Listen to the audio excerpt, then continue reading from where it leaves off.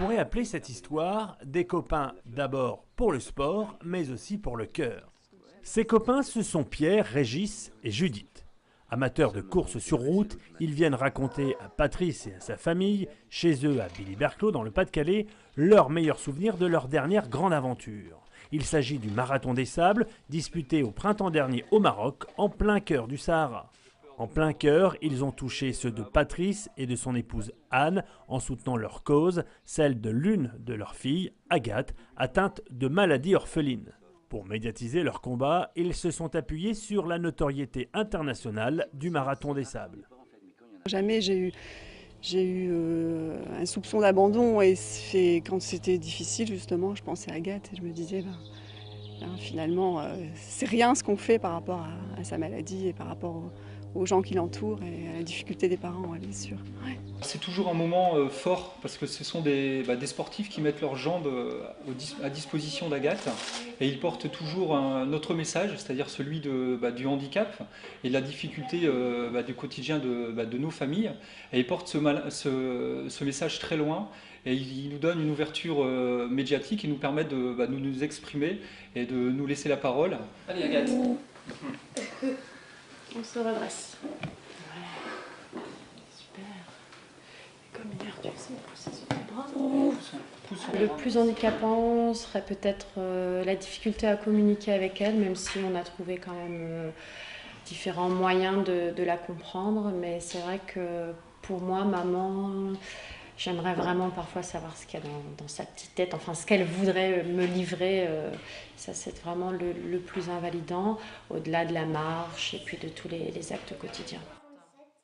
Pendant qu'Agathe et sa petite famille jouent, nous retrouvons nos marathoniens sur les chemins du Pas-de-Calais, sorte de décrassage ou plutôt de synthèse de leur première expérience avec le Marathon des Sables. Ce qui est marquant, c'est que déjà, je ne l'ai pas fait tout seul, je l'ai fait avec des amis que j'avais découverts sur d'autres courses auparavant, des gens auxquels je me suis attaché. Et puis la particularité, c'est qu'on part à l'étranger ensemble, une semaine, voire plus. Et ce qui fait que c'est un mélange de vacances, de distraction, une aventure humaine, collective en fait. C'est plus du tout un sport individuel en fait, c'est une aventure collective. Et on découvre des choses qu'on ne connaît pas. Le sable, c'est l'inexpérience qui fait qu'on n'arrive pas forcément à trouver notre chemin. Il y a du sable qui nous paraît mou, dans lequel on peut courir, qu'on découvre au fil du temps. Et après, il y a aussi des parties de sable dur où là, on sait qu'on peut y aller, quoi. Je pense qu'en fait, l'intérêt, c'est qu'on s'habitue.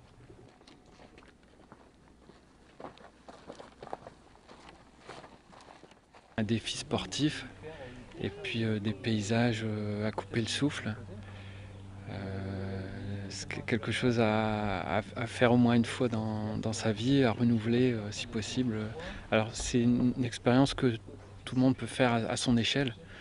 Et je pense qu'il y a pas mal de choses qu'on peut tenter de faire.